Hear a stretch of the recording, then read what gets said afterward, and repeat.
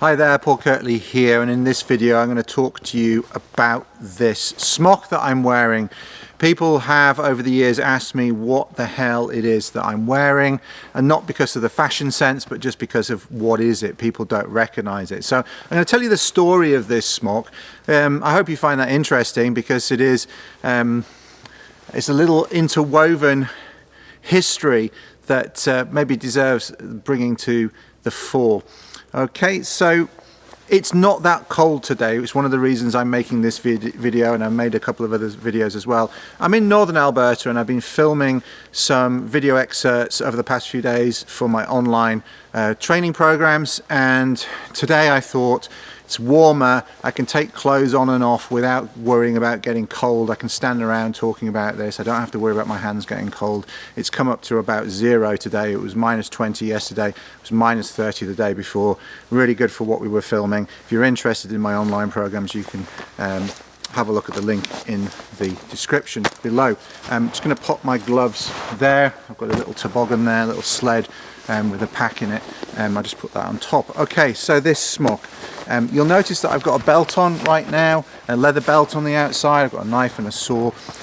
That doesn't need to be there. I'll take that off. It's just because I'm doing bushcraft stuff in the woods and crafting and making things. I've got those things on. You can, because this is quite long now, if I step back, you can put other things around your waist though. So you can put a scarf around your waist in the style of, say, the conovers.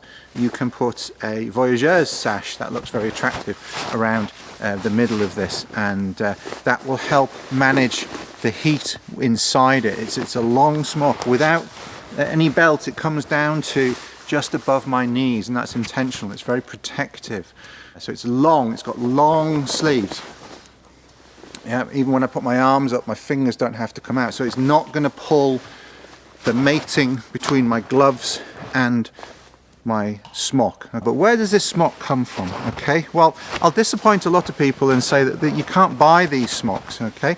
But I'll tell you enough about them that if you were really determined, you could probably make one yourself if you wanted to, because it kind of comes from a common source. So back in the day, I was working with Ray Mears and Lars Falt in northern Sweden, and I had a number of different cotton outer smocks, and including a Nerona Uctis, Anayaka, which was quite good, but it was not super big, and getting lots of layers underneath was a bit tricky. So I was always on the lookout for something a bit more suited to the winter forest environment, but would also be protective enough for crossing lakes with toboggans and all of those types of more exposed activities. But also it's going to be tough in the woods, it's going to be resilient, it's going to be windproof, it's going to be able to fit in your larger clothes. So that was one thing I was on the lookout for, and I never quite found it.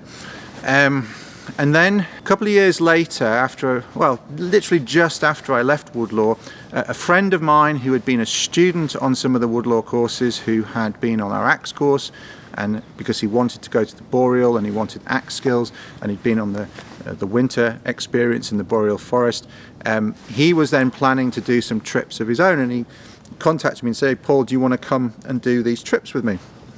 And I was like, yeah, let's do that. So I bought some equipment that I didn't have for the type of trip that we were doing. So toboggan, some snowshoes, because I'd done a lot of ski type trips and backpacking ski trips and ski trips with pulks and things, but I'd not done much on snowshoes other than with borrowed snowshoes. So I got my own snowshoes, I got a toboggan, and we went out to Sweden to do some trips. And I've blogged about those sorts of trips that we did in the early 2010s quite a lot. You can find them on my blog. But one of the things that Ian, my friend, also wanted was a decent smock for those type of trips, and so we had this joint interest in developing something, or finding something that we wanted. And where we started was in the Conover's Snowwalker's Companion, and in the back of that are some patterns for clothing, including a smock, and that was the starting point for this, which is why I say if someone was determined to make something like this, that's the starting point. You go to the Conovers, you go to that original source, and even they have borrowed from other people. The Lure of the North Smock kits are based on a very similar design as well. So you can buy a Smock kit and make it from Lure of the North Outfitters. I'll link to those below as well.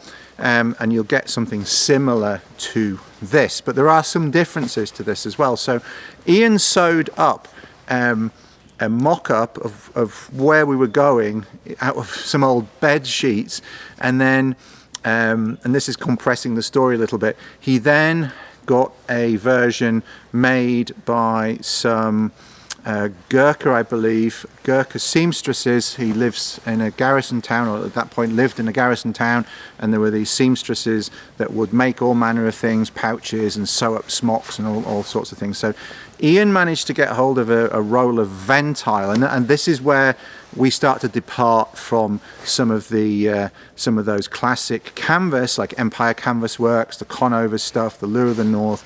That's all Egyptian cotton or canvas, but we went for Ventile, which is a tightly woven cotton material. But we had also read about people like Ranulph Fiennes using Ventile to cross Antarctica, and we also had experience of Ventile ourselves. I had used Ventile smocks in the UK as a tough outer layer for many years as well. So we thought Ventile would be a good place to go. For many reasons. It's more water resistant than some of the Egyptian cottons, and it's also very, very windproof.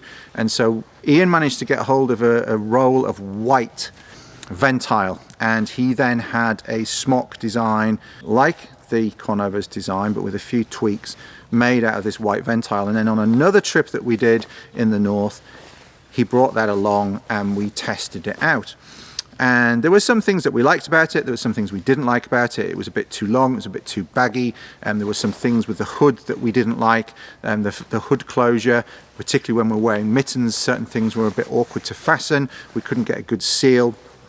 At that point we didn't have a Fur Ruff on them either. And one of the things that I commented on was that after a couple of weeks on a trip, they looked absolutely filthy as well. Lovely, white, pristine Ventile, but then, you know, you lugging stoves in and out of tents, you're carrying firewood out of the forest, you're splitting firewood and carrying it into the tent, and all of that, you get sap and soot, and you know, you spill your coffee down the front, and you know, it starts looking pretty manky. So I suggested that maybe we should look at green as an alternative. Even though it's not camouflage in the winter, we don't really need it to be camouflage, and also it still looks nice in the winter, blends in with the natural colours, you know, evergreen, spruce, firs, pines, etc. It blends with those colours. It's not a big garish orange or red or what have you. So we thought, okay, green's a good idea. And then we'd also by that point had a number of ideas about what we wanted to, with the sleeve closures, so that we could get things like mittens over the top. We could get this sealed over the top of other mittens here, so a nice Velcro closure on here. Pockets, we spent a lot of time on pockets, and I'll come in quite close. I apologise, this light is not great. Okay, so pockets, what have we got? We have nothing that goes below the waist, because we want to be able to put a belt on or a sash. But we want access to things, and they want to be big enough that we can get, say, a pair of gloves or a pair of mittens. So that pair of gloves I just put down, for example, they will easily go in there. Easily go in there. I can put some mittens in there while I'm wearing my gloves, or vice versa. All right, that's the first thing. Also, you'll notice there's a little bit of sewing here. Okay. And that sewing means that, along with the downward slant of the pocket, means that if you put something in that side, it stays in that side. So at the moment my phone's in there, okay, and that stays on that side, whereas on this side I've got a buff, I've got a match safe, I've got a tinder pouch, whoops, if you hear a snow machine in the background, it's one of my colleagues just heading out from our wilderness camp here. I've got a hanker paracord in there as well, so I've got some useful stuff in there. And that all stays separate. All the stuff on the left stays on the left, all the stuff on the right stays on the right, and that's something we wanted. You know, you might want a compass in there. There is a tying off loop in here as well that you can tie a compass to. Excuse me. Okay, so, and you can get all the way through as well, but things will stay separated, and it's large, and you can get a pair of mittens or a pair of gloves in there as well.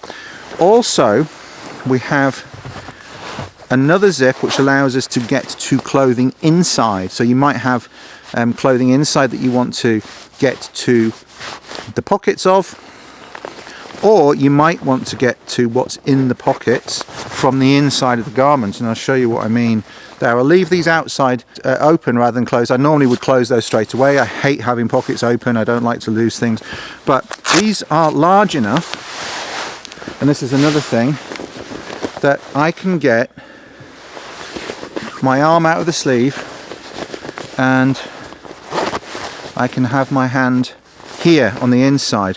Now that allows me to take a layer off or put a layer on inside my smock. It's a little bit awkward, but it's doable. But it also means that I can access, like if I want to take handwear off, I can access the handwear from the inside before I stick my hand out again. So if you imagine you're in really exposed conditions, I can manage myself from the inside of the garment, and I wouldn't necessarily have the outer pocket open while I'm doing that, but I'm just showing you that my hand is not in the sleeve, it's on the inside of the garment, and I can access the pocket from the inside, which is another reason that that pocket's there. And the offset of the pocket means that they don't get in each other's way either, and they're off the inside pockets here, whereas the outside pocket is there. Get my arm back out again. So that's something that we wanted. Also, the way that this is all sewn in, we also wanted raglan sleeves, so there's no seam on the top here. And then we also wanted a fur ruff, and we wanted a hood with a good adjustment here on the back. I hope you can see that, with Velcro. And then this fastens up nicely there. Now, a trick that I won't show you here, but a good trick to keep the fur out of your face sometimes is to wear a peaked cap under here, and it just keeps the fur out of your eyes if you want that, because otherwise it can become a bit much.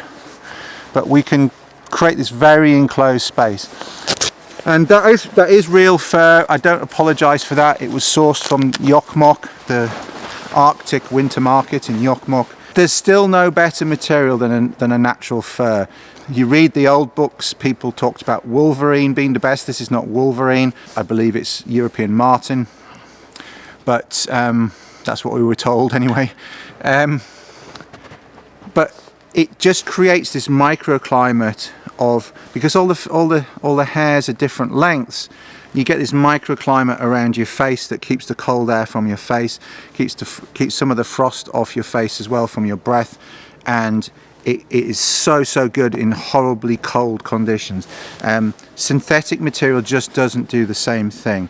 Basically, we had a smock design that we wanted to go with, and there would be some other tweaks, and I'll talk about that in a second. We had this material, but then we also wanted someone to make them really well, and this is where it got a bit Gucci. We went to Snowsled, and Snowsled had a reputation as being a premium maker of Ventile clothing, particularly for polar expeditions, both North Pole, South Pole. The Ventile clothing that Ranulph Fiennes had used was made by Snowsled. So we approached Snowsled and Roger at Snowsled and said, would you potentially be able to sew us a design of ours for winter boreal use? Would you be able to supply green Ventile? Because while Ian had some white, we didn't want to go and buy a whole other roll of green just for a couple of smocks. And Roger said, yeah, potentially, come on down. So we went down to Snowsled's factory, and we talked with Roger, and we talked with the head seamstress, whose name I don't recall. I apologise, it's quite a long time ago. We talked about the design, we talked about how things would be sewn, we talked about the raglan sleeves, we talked about the closure here and how this would work and how this will go here and give us a lot of ventilation, but also will close up nicely with the hood down, close it well. We got all of the details, and then they made us the smocks, and we took the furs to them as well, and that is where these smocks come from. So it's a design fundamentally that was already there, but then we tweaked it, we introduced a different material to had been used on all of the North American designs, the Snowwalker's Companion, the Empire Canvas Works, the Lure of the North, all of those. And this is double layer Ventile as well, that's the thing. So it will withstand some wet precipitation as well. So if you're on those shoulder seasons where you're starting to get wet precipitation, this will also shed that reasonably well. Double layer Ventile will keep rain off and, you know, wet sleet quite well. And I've had it in those conditions. Even last year in Ontario, when there wasn't much of a winter, I was there running a trip in conjunction with Lure of the North. I work in conjunction with them on a program there, the NORTHWOODS Winter Experience, that's offered through my company, Frontier Bushcraft. And we had some mild weather and even some rain one day. And while other people were turning to their Gore-Tex jackets, I just wore this, and it was fine in the rain as well. In that kind of wet, sleety, cold precipitation. Would I want to wear it on the side of a mountain in the Lake District in pouring rain? No. I'd switch to something more appropriate for that environment. But in a cold winter environment where it might sometimes warm up and you get some wet precipitation, the double layer Ventile works really, really well as well. So that's how we got to this smock, how we tweaked it. I'm sure there's other details I've forgotten about. You know, there's things like draw cords low down, so you can draw it in, cinch it down more around your legs, or bunch it up if you want. You know, you can pull it right up if you want to give yourself more ventilation. You can manage the ventilation, the separation of warm and cold areas by putting a sash around your middle, or a belt, or a scarf, as I say. That's often what I do. I put a leather belt around when I'm working in the forest, a knife and a saw. Yeah, I will take it off, make sure the pockets are closed. So it's over the head.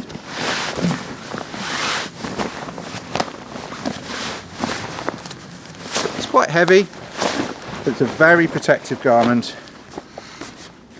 There are some draw cords for the hood as well. If you really want to cinch that down, draw cord for the hood there as well, which will cinch that. Very substantial, very protective, very well made, excellent sewing. This garment, I'm recording this video in 2025. I've had this since at least, I know 2015. I was using this up in Sweden. I might have had it the year before, I don't recall, but definitely on the trip we did in Sweden in 2015. By then I had this. I've used it in woodland caribou in northwestern Ontario in the winter.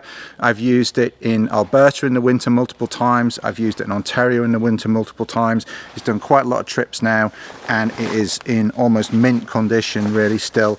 The only thing that's starting to show is a little bit of wear on the cuffs, but other than that the Ventile has been excellent. And it's a little bit warm and drippy today off the trees, and this garment is great in these conditions. It's a little bit warm for hauling a toboggan once it gets to around about 0, but it goes over whatever wool you want to wear, even just a thin wool layer. So that's my boreal winter smock, and I have to say big thanks to my friend Ian Gare, who was a large part of pushing this project forwards, and it was a really nice thing to achieve with him, and both of us ended up with very nice garments that we're very happy with as a result of that. They weren't cheap, both in terms of materials that were bought in the development or having Snowsled made them, but just goes to show what you can do if you really want to go after something that's unique to your desires. Okay, so that's what we have here.